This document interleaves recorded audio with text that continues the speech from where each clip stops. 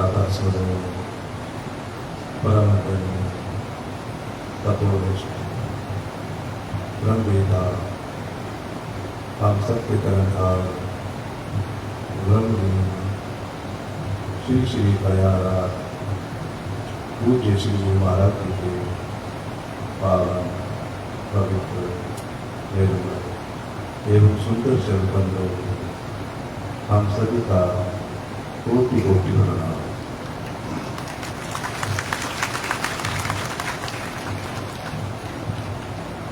मंच पर उपस्थित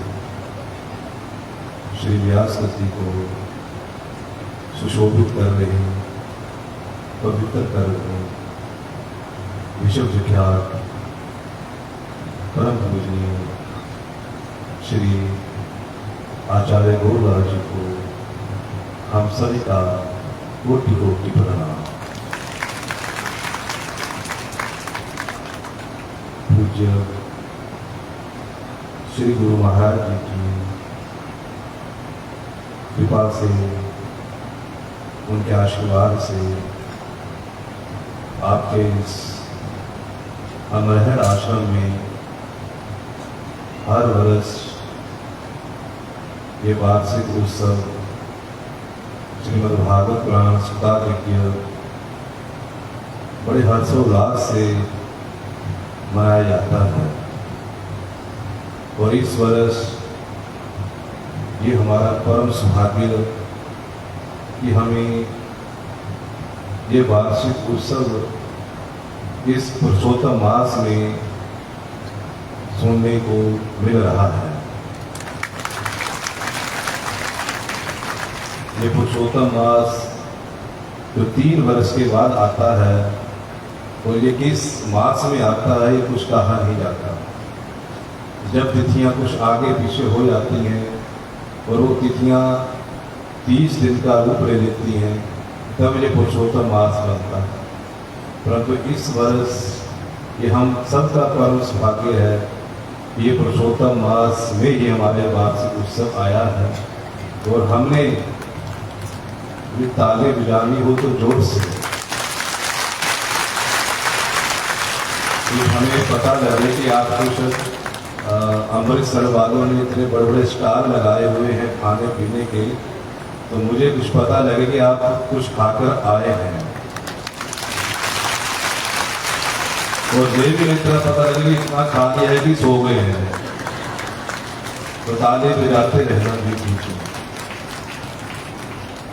तो हम सबका ये परम सौभाग्य, और इससे भी बढ़कर ये सोने पर सुहागा कि इस वर्ष हमारे विश्व विख्यात भागवत रसिक वृंदावन के निवासी साक्षात वहां के बिहारी जी की जिनके ऊपर कृपा है, जिनकी मधुर वाणी, सुंदर वाणी, सरल वाणी को आपने 7 दिन लगातार श्रवण किया, वो हमारे बीच आकर उस परम का प्रमाण को बताना शुरू किया है।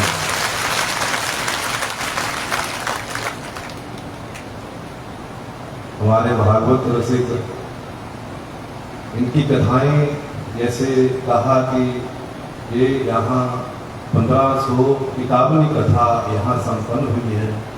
इसके बाद जयपुर में न जाने कहाँ कहाँ देश विदेश की कथाएं करते हैं।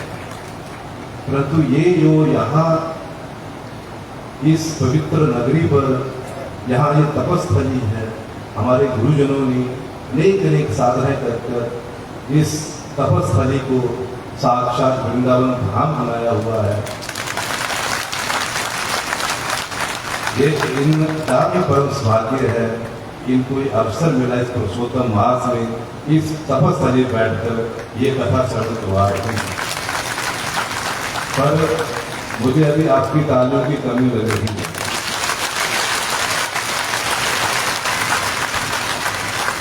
ये मैंने आपको कहा, ये देश विदेशों में कथाएं कहते हैं, परंतु ये इनका भी परम सौभाग्य।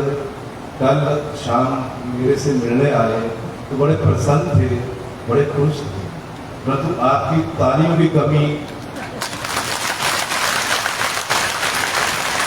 मैं तो ये चाहूँगा कि अब आगे जहाँ जहाँ भी कथाएं हों, आचार्य जी की जहाँ जहाँ भी कथाएं करें, वहाँ वहाँ आपकी तालियों की महफिल लगती रहे, आपकी तालियों की प्रशंसाएं करते रहे। और वो तब होगी जब दोनों हाथ में ऊपर उठाकर जोर से आप तालियां बजाएंगे। और आचार्य जी की मुखार में से जहाँ जहाँ भी इनकी कथाएं होंगी, वहाँ वहाँ ये इनकी मुखार में शब्द निकले कि मैंने कथाएं तो बहुत की, परंतु ऐसी कथा जो बाबा रुद्रानंद धाम में की, वहाँ भक्तों का ऐसा सलाम की कथा मुझे कहीं ऐसा कथा का सलाम कहीं नहीं मिला। ये हम सबका परम सौभाग्य है कि इस पुरुषोत्तम मास में विश्व विख्यात आचार्य जी की मधुर वाणी से हमने 7 दिन कथा का श्रवण करके आपको भाव विभोर किया है। श्रीमद् भागवत पुराण में ही लिखा हुआ है कि पिबन्ति ये भगवत आत्मनः सदा कथामृतं शरणपुरेषु संवृतं ते पुनन्ति विषय विदूतिचारं भजन्ति तच्चरण सुभारोहन्तिकम्। कहते ये पिबन्ति भगवत आत्मनः सदा, कहते वो जो भगवत जन होते हैं, जो भगवान के प्रिय होते हैं, जो संत जन होते हैं, जिनके ऊपर उस परम पिता परमात्मा की, भगवान के बिहारी की, साक्षात ठाकुर की जिनके ऊपर कृपा होती है, वही भक्तजन देश विदेशों में स्थान स्थान पर जाकर, जन जन तक जाकर इस परमात्मा की कथा का विस्तार प्रचार प्रसार करते हैं। और उनके मुखार बिंद से हम अपने इन कान रूपी दोनों में उस मधुर कथा, अमृत रूपी कथा को भरकर जब अपने हृदय में, अपने मन में उतार लेते हैं, तो हमारे मन के जितने भी विषय भोग होते हैं, जितने भी काम, क्रोध, लोभ, मोह, ईर्ष्या, वैर, द्वेष, ये शत्रु होते हैं, वे सब हमारे दिलों से बाहर निकल जाते हैं। और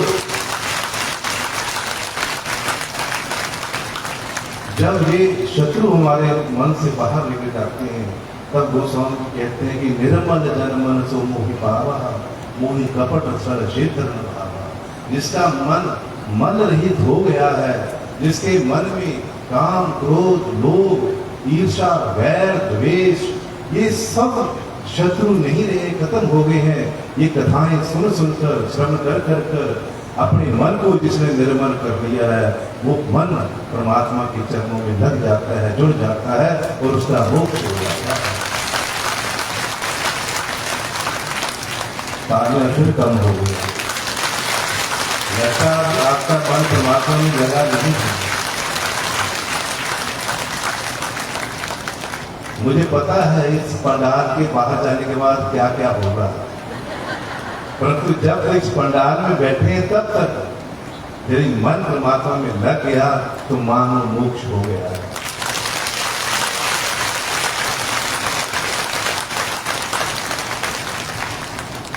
और हमारे जीवन का परम ध्येय, परम लक्ष्य भी यही है, परम श्रेय यही है कि जिस किसी भी प्रकार से येन केन प्रकारे मनः कृष्णं निवेशेत, जिस किसी भी प्रकार से कथाओं के माध्यम से, सत्संग के माध्यम से, भजन के माध्यम से, साधना के माध्यम से मेरा मन परमात्मा के साथ लग जाए, जुड़ जाए।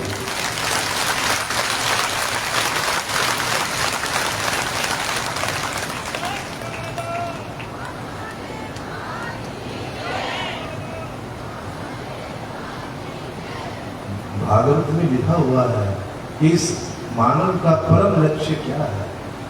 एतावाने लोके अस्मिन् निश्रेयोदय पुंसाम्, एतावाने लोके अस्मिन् निश्रेयोदय पुंसाम् तीव्र भक्ति योगेन पुरुषं विद्यते। कि तीव्र भक्ति योग के द्वारा, तीव्र भक्ति योग, तीव्र मैंने जितनी शीघ्रता मैंने आपकी 7 दिनों में देखी कि अभी आचार्य जी ने भागवत का विश्राम किया, अभी मैं मंच से उतरा, रास्ते में जा रहा था तो सब भक्तों ने पंक्ति लगाकर भोजन के लिए गए। कितनी शीघ्रता थी भोजन करने के लिए। कितनी शीघ्रता भजन की पंक्ति लगाने में थी, इतनी ही शीघ्रता परमात्मा के भजन में हो जाए तो भक्त बेड़ा पार हो जाए। ऐसा ही था ना, ऐसा ही था। मैं भी पंडाल से बाहर नहीं निकला था, तो बस दिशा घुमाई अपनी, इधर से उधर हो गए। ऐसी ही दिशा घुमानी है अपनी, संसार से अपनी दिशा को हटाकर परमात्मा की दिशा की ओर आना है और तीव्र भक्ति योग की।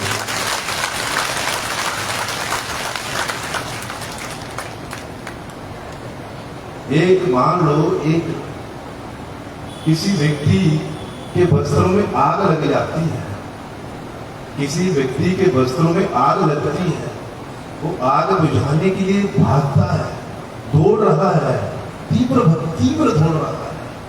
रास्ते में एक सेठ बड़ा धन लुटा रहे हैं अपना, और कुछ आगे एक वैश्या अपना नाच दिखा रही है, और कुछ आगे बड़े बड़े भंडारे लगे हुए हैं, 56 प्रकार के भोग बन रहे हैं। अब जिस व्यक्ति के वस्त्रों में आग लगी हो, वो आग बुझाने के लिए जल को ढूंढ रहा हो, तो क्या वो जो सेठ धन लुटा रहा वो धन लेने खड़ा होगा? होगा धन लेने के लिए खड़ा? वो वेश्या का नाच देखने के लिए खड़ा होगा? वो 56 प्रकार के भोजन करने के लिए खड़ा होगा? वो कहीं भी खड़ा नहीं होगा। वो खड़ा होगा तो जाकर जल का जहां तालाब होगा वहां जाकर खड़ा होगा, ताकि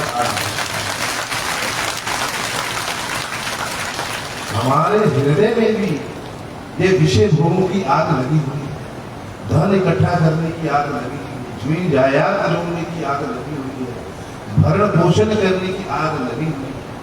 परंतु शास्त्र कहते हैं तीव्र भक्ति योगेन, तीव्र भक्ति के द्वारा, धीरे धीरे नहीं, तीव्र भक्ति के द्वारा भागकर, जिस प्रकार वो आग लगे हुए व्यक्ति को ना तो सेठ के पैसे दिखाई दे रहे हैं, ना तो वैश्य का गाना दिखाई दे रहा है, ना तो 56 प्रकार के भोग दिखाई दे रहे हैं, केवल तालाब पानी का दिखाई दे रहा है।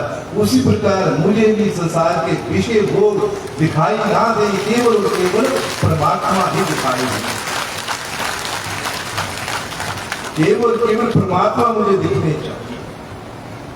जब परमात्मा दिखने लगेंगे, परमात्मा की ओर मेरा मन लग जाएगा, तब मैं इस भव सागर से पार हो जाऊंगा, जन्म मृत्यु रूपी बंधन से छूट जाऊंगा। ब्रह्मलीन पूज्य श्री गुरु महाराज ने हमारे जीवन के उद्धार के लिए, हमारे जीवन के कल्याण के लिए ये इतने बड़े आश्रम और आश्रम में आयोजन, जो लगातार आज इस आश्रम में, कल दूसरे आश्रम में, परसों तीसरे आश्रम में कोई ना कोई आयोजन निर्धारित किया हुआ है। वो इसीलिए किया हुआ कि मेरे भक्त इस आयोजनों के माध्यम से उस परमात्मा के साथ जुड़े रहे।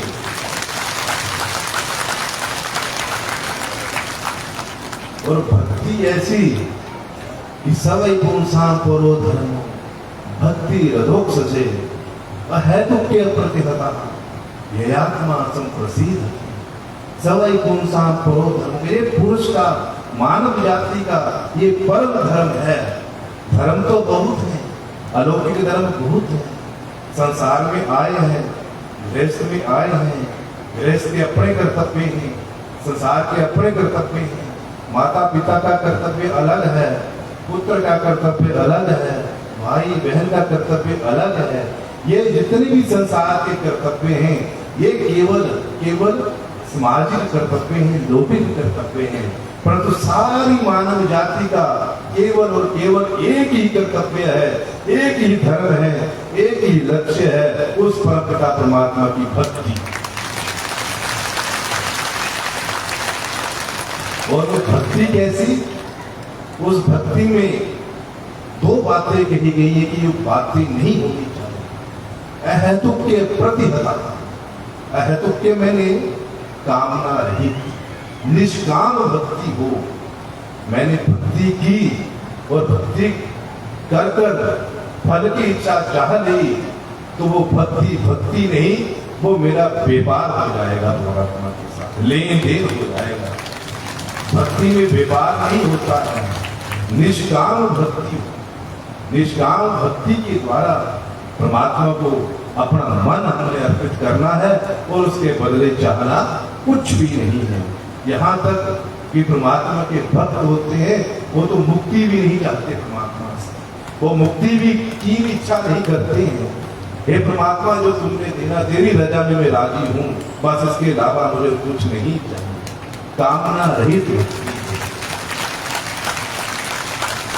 और दूसरी भक्ति अप्रतिहता। अप्रतिहता मतलब निरंतर लगातार भक्ति मेरी चलनी चाहिए।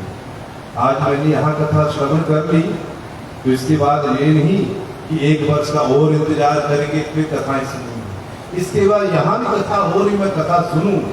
नहीं कहीं मौका मिलता कथा सुनने का तो घर में बैठकर ही, मेरे घर में श्रीमद् भागवत पुराण हो, श्री रामायण जी हो, श्री गीता जी हो और उनका बैठकर पाठ कर लूं।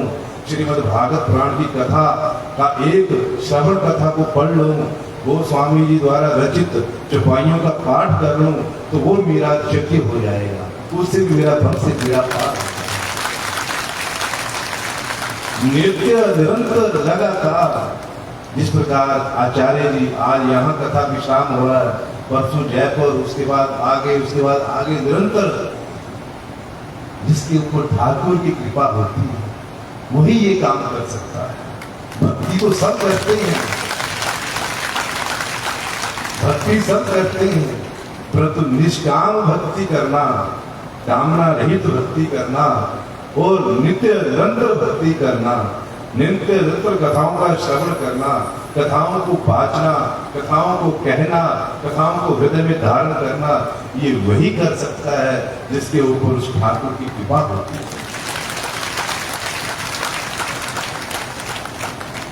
वेद भगवान ने हमारे लिए कहा हुआ है कि ईशावास्यमिदं सर्वं यत् जगत्यां जगत् तेन त्यक्तेन भुञ्जिता मां गृहस्य स्विधनम्।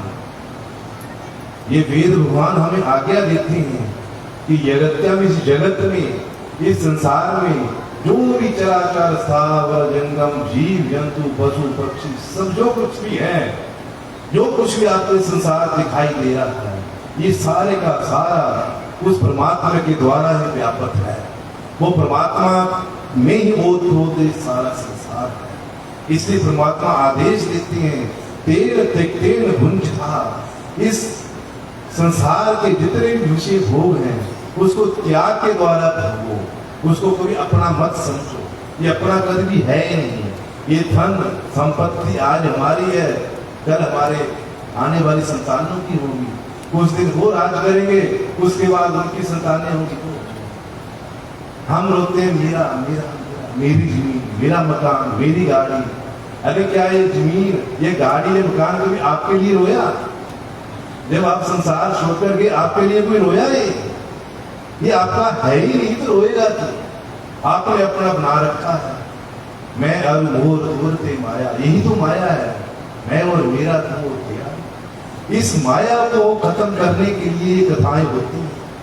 ये कथाएं इसलिए होती हैं, इन कथाओं को हम सुनते हैं, इन कथाओं को सुनने का सार क्या है?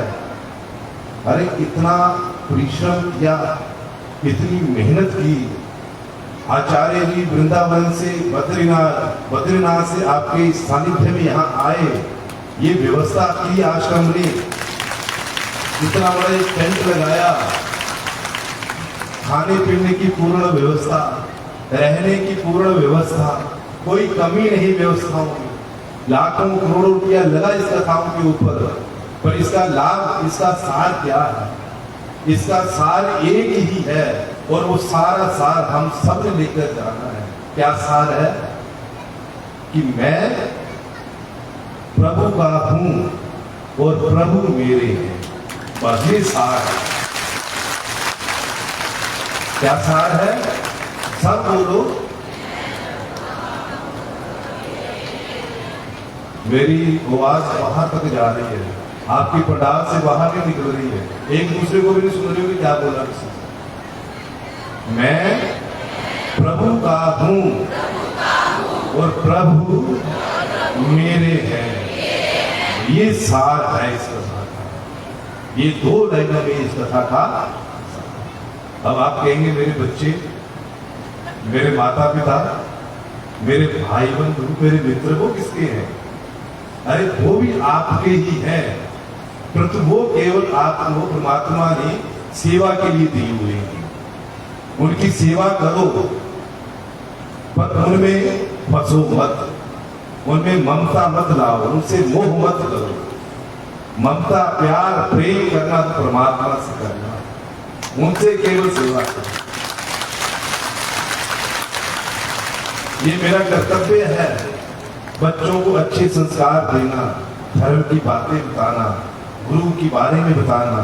मुझे बड़ी प्रसन्नता हुई जब मैं यहाँ देखता हूँ कि भोजन वितरण हो रहा है और छोटे छोटे बालक पीढ़ी पीढ़ी धोती लगाकर, कुर्ता डालकर, भोजन की बाल्टी उठाकर शख्स की बता रहे हैं। और मुझे दुख भी होता है जब उनके पिता बड़े बड़े काली काली पैंट जींस डालकर मूर्ति उठा रहे होते हैं, उसका भी मुझे दुख होता है। ये आश्रम की एक परंपरा है, आश्रम की एक पहचान है। कोई ब्राह्मण, कोई ठाकुर, कोई वैश्य, कोई भी हो, वो आश्रम में आकर केवल और केवल उस महाराज जी के शिष्य हैं, भक्त हैं, परमात्मा के भक्त हैं, उन सबका अधिकार है धोती लगाकर सेवा करनी। ये माता पिता संस्कार देते हैं बच्चों को। माता पिता अच्छे संस्कार दें, छोटे छोटे बालक धोती लगाकर कितने अच्छे लगते हैं, भोजन वितरण करते हैं। तो ये संस्कार हमने देनी है। माता पिता का ये कर्तव्य है और संतान का भी ये कर्तव्य है कि वो माता पिता की सेवा करे। केवल सेवा, ममता नहीं, प्रेम नहीं। प्रेम करना है तो परमपिता परमात्मा से, उसके चरणों से प्रेम करना और किसी से प्रेम करना। इस संसार को आपके तन की जरूरत है या आपके धन की जरूरत है। आपका मन किसी को नहीं चाहिए, और मन किसी को नहीं चाहिए तब मदन मोहन कहते हैं आपका मन तुम मुझको दे।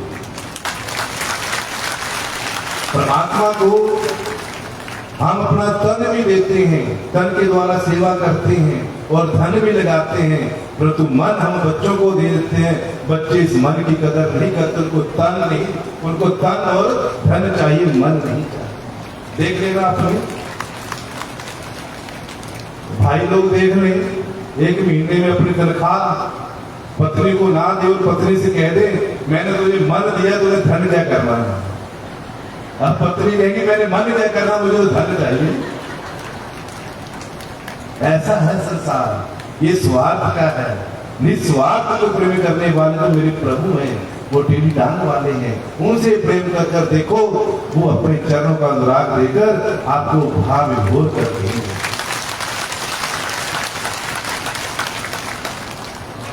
ये मन बड़ा चंचल है, मन बड़ा चंचल है, स्थिर नहीं रहता। इसको स्थिर करना पड़ेगा, अभ्यास और वैराग्य के द्वारा इसको स्थिर करना पड़ेगा।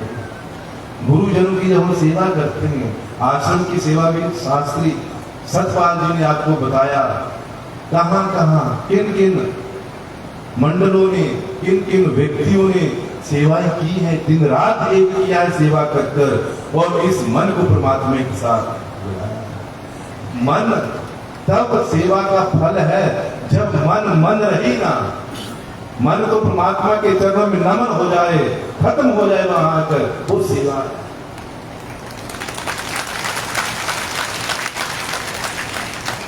एक गुरुजन थे, अनेक शिष्य थे, आश्रम था उनका, बहुत बड़ा आश्रम था और अनेक हजारों लाखों शिष्य थे, और आश्रम में भी 500, 1000, 2000 शिष्य रहते थे। गुरुजन बड़े साधक थे, बड़े तपस्वी थे, परमात्मा की भक्ति करते थे। एक बार उनके पास एक व्यक्ति आया और व्यक्ति ने आकर गुरु जी से पूछा, गुरु जी मैं उस परमात्मा के विषय में जानना चाहता हूं, मैं परमात्मा के बारे में जानना चाहता हूं। गुरु जी ने कुछ देर सोचा और कहने लगे कि हे भक्त, तुम ये जो बात पूछ रहे हो, ये प्रश्न मेरे से पूछ रहे हो, क्या तुम्हारा ये प्रश्न सही है, प्रश्न ठीक है? व्यक्ति कहने लगा कि ये तो मुझे पता नहीं कि प्रश्न ठीक है या नहीं। तो गुरुदेव कहते तुम्हारा ये प्रश्न ही गलत है। तुम उस परमपिता परमात्मा के बारे में पूछना चाहते हो, पर तुम उसके बारे में नहीं पूछना चाहते, उसके संबंध में पूछना चाहते हो, उसको नहीं पूछना चाहते हो। यदि उसको पूछोगे तब आपको उत्तर मिलेगा। तो भक्त ने, व्यक्ति ने क्षमा मांगी और फिर उन्होंने दोबारा प्रश्न किया कि गुरुदेव मैं उस परमपिता परमात्मा के संबंध में नहीं, मैं तो उसी को पूछना चाहता हूं, वो कैसे है?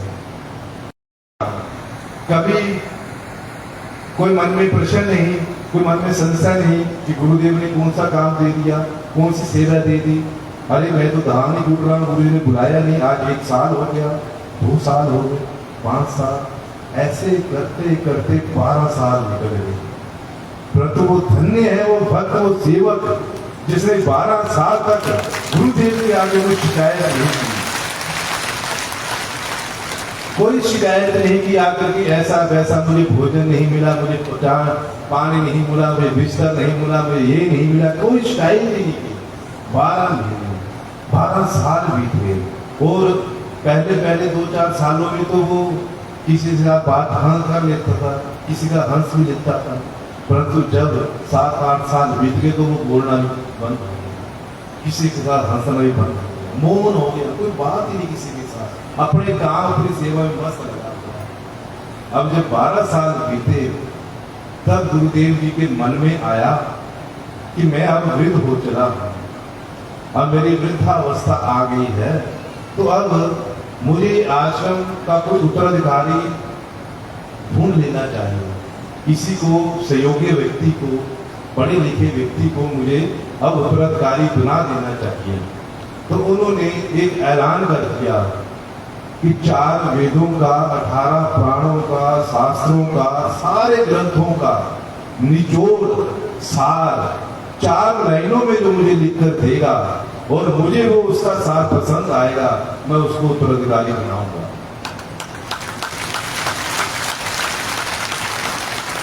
अब वहां बड़े बड़े विद्वान, बड़े बड़े पढ़े लिखे शिष्य उनके रहते थे।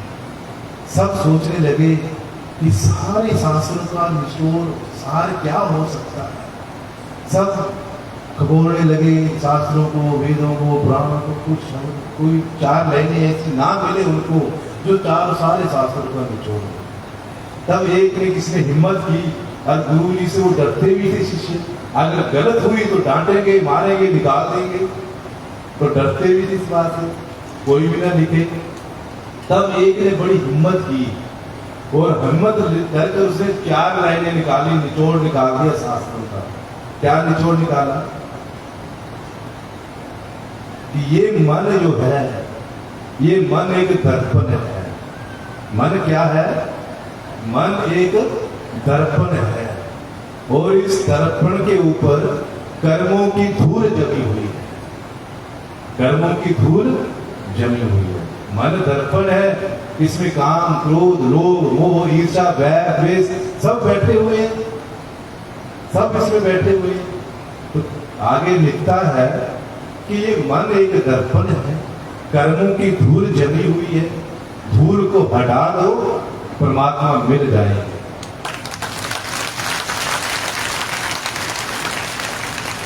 अब हम ये कथाएं सुन रहे तो धूल ही हटा रहे हैं ना मन की, मन को साफ ही कर रहे हैं, पवित्र कर रहे हैं। अब ये धूल हट जाएगी, परमात्मा तो हृदय में विराजमान है। ईश्वर सर्वभूतानां हृदयेषु अर्जुन तिष्ठति, वो तो हृदय में बैठे हुए हैं, परंतु वो परत धूलों की जमी हुई है।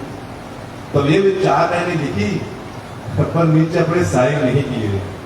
साइन इसलिए नहीं किए कि अगर तो गलत होगा तब तो पीटेंगे, मारेंगे, निकाल देंगे।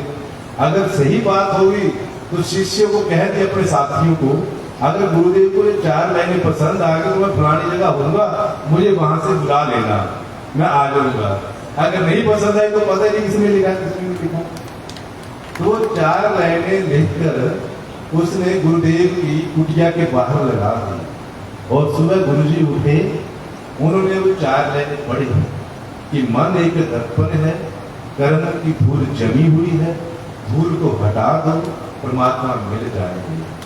जब ये 4 लाइनें पढ़ी तो गुरुदेव जी को एकदम गुस्सा हो, क्रोध आ गया, पुकारने लगे, किसने लिखी है, बुलाओ मेरे सामने करो। इतना नालायक, इतना मूर्ख किसने लाइनें लिखी, उसको पता नहीं है क्या लिखना क्या नहीं। सब शिष्य घबरा गए, सब शिष्य डर गए और आपस में वार्तालाप करने लगे। अरे भाई, ठीक ही तो लिखा हुआ है, क्या गलत लिखा है इसमें? ठीक ही है, मन तो दर्पण है, साफ है, पर हमने कर्मों की धूल जमा दी है, उस धूल को हटा देंगे तो परमात्मा मिल जाएंगे, कोई गलत नहीं लिखा।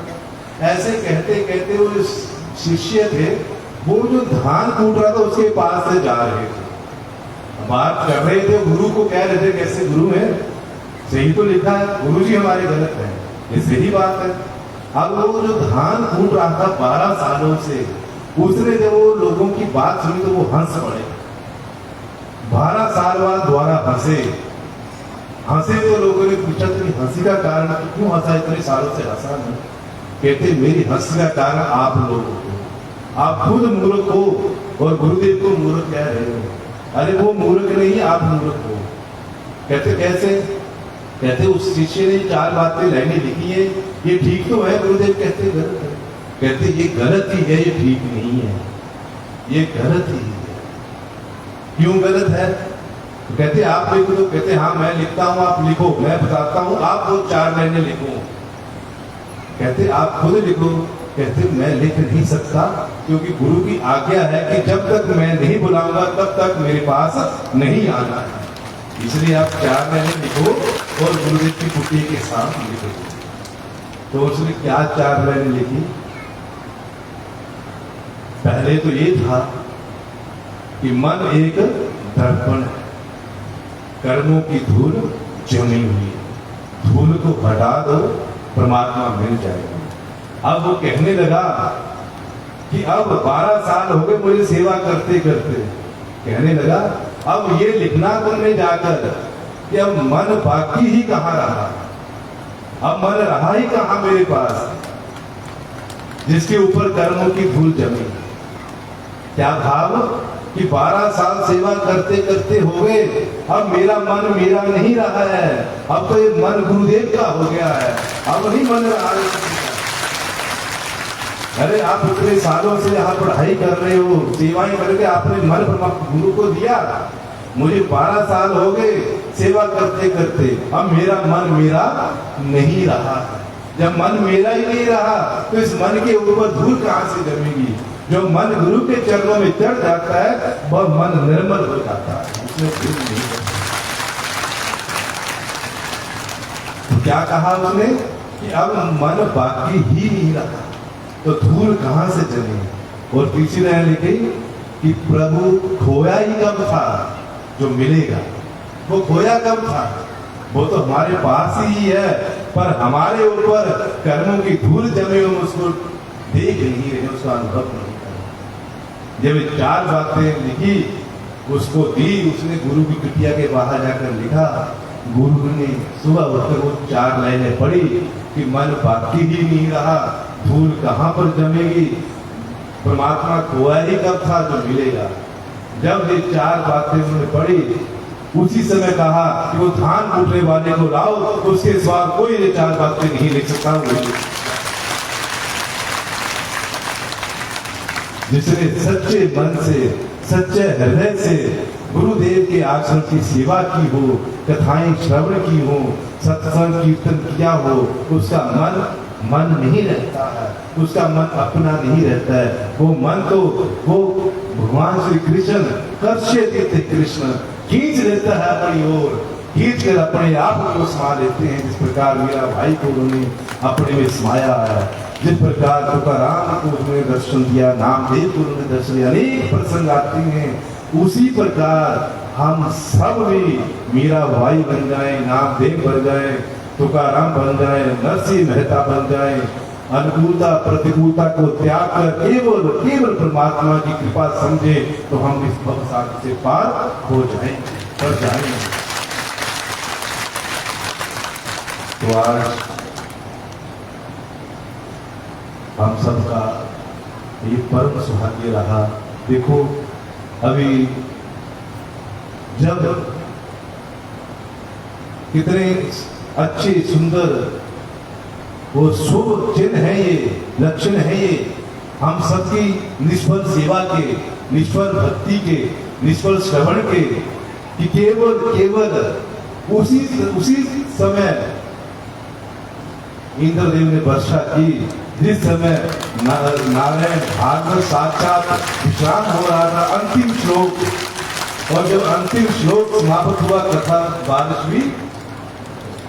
मुझे तो ऐसा लग रहा है कि आज स्वर्ग लोग में बैठे देवता भी ईर्ष्या कर रहे हैं हमसे। कभी इंद्रदेव आ रहे हैं, कभी सूर्य देव आ रहे हैं साक्षात आपका दर्शन करने के लिए। ये सब पूज्य श्री गुरु महाराज की तपस्याओं का फल, उनकी साधनाओं का फल, आचार्य जी की उन्होंने कथाएं की, इनकी वाणी का फल, इनकी मधुर वाणी से हमने कथा श्रवण की, और हमारी भक्ति का फल कि आज साक्षात इंद्रदेव, सूर्यदेव, ब्रह्मलिंग साक्षात गुरु महाराज जी भी इस रूप में यहाँ पधारे और हम सबको आशीर्वाद दे।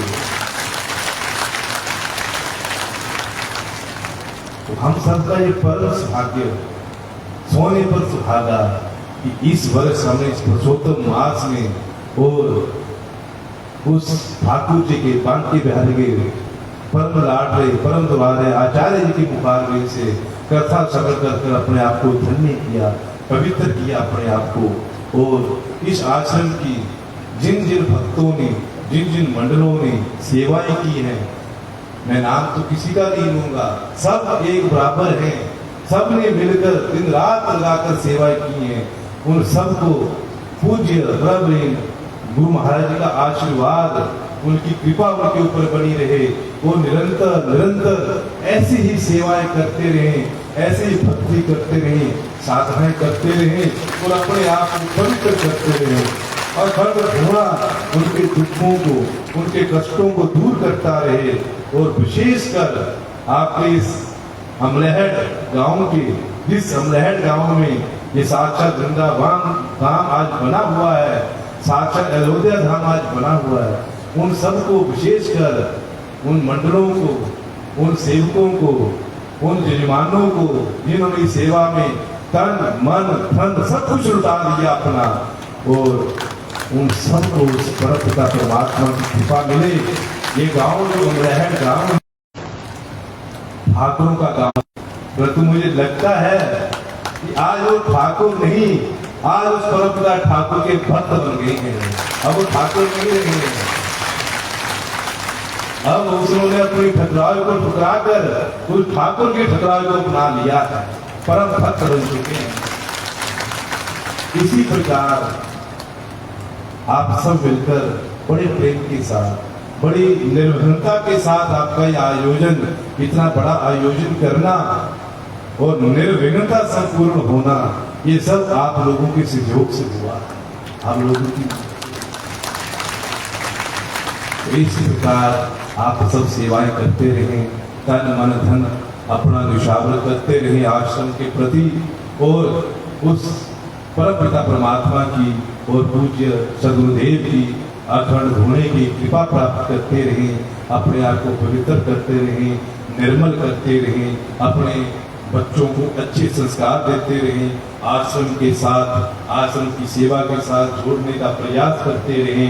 और जैसा कि कल आचार्य जी ने भी कहा कि वृंदावन से श्री मलूक पीठाधीश्वर के जो गो रक्षा के लिए आयोजन इतना बड़ा हो रहा है, हर महीने वो कुछ एक तिथि निश्चित करते हैं, गो रक्षा के लिए वो आयोजन करते हैं। तो वहाँ की कुछ वशिष्ठ संत यहाँ आए हुए हैं, जिन्होंने एक फार्म बनाया हुआ है जिस भारत के ऊपर आप सब लोग साइन करें, जिन्होंने कर दी अच्छी बात है, जिन्होंने नहीं किए वो अच्छी साइन करें।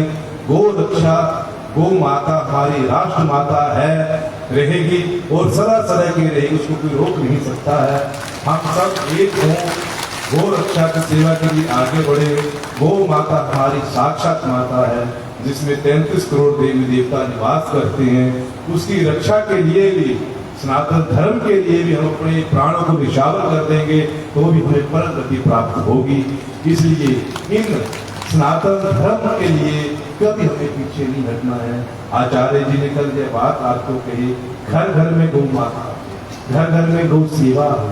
गौ अगर दूध भी नहीं देती है तो उसका गोबर, उसका मूत्र भी जिस घर के प्रांगण में पड़ जाता है वो साक्षात स्वर्ग बन जाता है, वृंदावन धाम बन जाता है। विद्वान बड़े बड़े महात्मा को घोषित करे कि गौ माता हमारी राष्ट्र माता होनी चाहिए और वो आप सबके सहयोग से होगा। आप सब सहयोग देंगे तो ये काम होगा।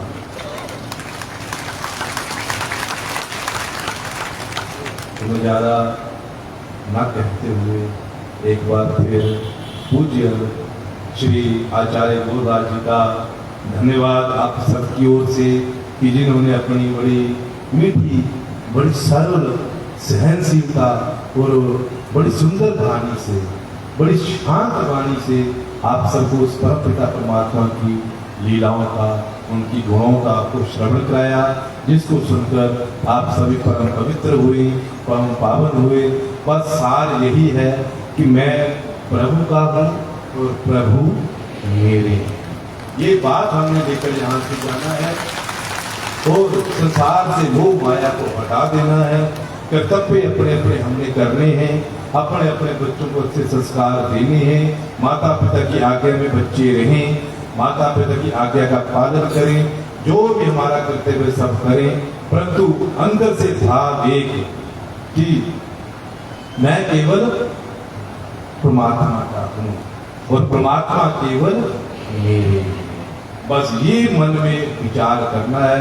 इसी विचार, इसी उसके साथ हम जिंदगी जिएंगे तो हम इस भव सागर से पार हो जाएंगे। इसने अच्छी बात है कही हुई है कि खोज अपनी जग की सेवा, जग की सेवा खोज अपनी, प्रीति प्रभु से कीजिए। जग की सेवा खोज अपनी, प्रीति प्रभु से कीजिए। जिंदगी का यही राज है, जानकर जी लीजिए। खोज अपनी खोज करो, अपने आप को टटोलो, अपने आप को जानो, चिंतन करो कि मैं मानव बनकर आया हूं तो क्यों आया हूं, मेरा क्या लक्ष्य है, क्या उद्देश्य है मानव बनने का। ये हमें सोचना चाहिए, विचारना चाहिए। क्या खाना पीना, सोना उठना, कमाना, यही मेरा लक्ष्य है? अरे ये तो शुक्र गुकर आदि भी कर रहे हैं, जीव जंतु भी कर रहे हैं, वो भी अपना पेट पाल रहे हैं। खोजो अपने आप को कि हम क्यों आए हुए हैं, और इसीलिए आए हैं कि शरीर के द्वारा उस परमपिता परमात्मा की प्राप्ति हो और जग की सेवा, इस संसार की सेवा करो और प्रीति प्रभु से कीजिए। प्रीति, प्रेम, प्यार करना है वो केवल परमात्मा से करो और किसी से। यही बस जिंदगी का राज है। जिसने इसको जान लिया वो भव से पार हो गया। तो आप सबको परम पूज्य श्री महाराज जी का प्रखंड होने का अनंत अनंत आशीर्वाद मिले, उनकी कृपा आपके ऊपर बने। आप सब ऐसे ही आश्रम के साथ, भाव के साथ, प्रेम के साथ जुड़े रहें, आज उनकी सेवाएं करते रहें। अपने आप को भूल कर कि मैं कौन हूँ, भुला देना अपने आप को। मैं हूँ तो केवल परमात्मा का भक्त हूँ, गुरुदेव का शिष्य हूँ, कुछ भी नहीं हूँ। इस बात को लेकर हम सेवाएं करेंगे तो हम भव से पार हो जाएंगे। तो एक बार फिर आप सभी की ओर से पूज्य ब्रह्मणी श्री गुरु महाराज जी के पावन, पवित्र, निर्मल एवं सुंदर चरण कमलों में कोटि कोटि प्रणाम, कोटि कोटि प्रणाम। ओम ओम ओम। बोलिए सद्गुरु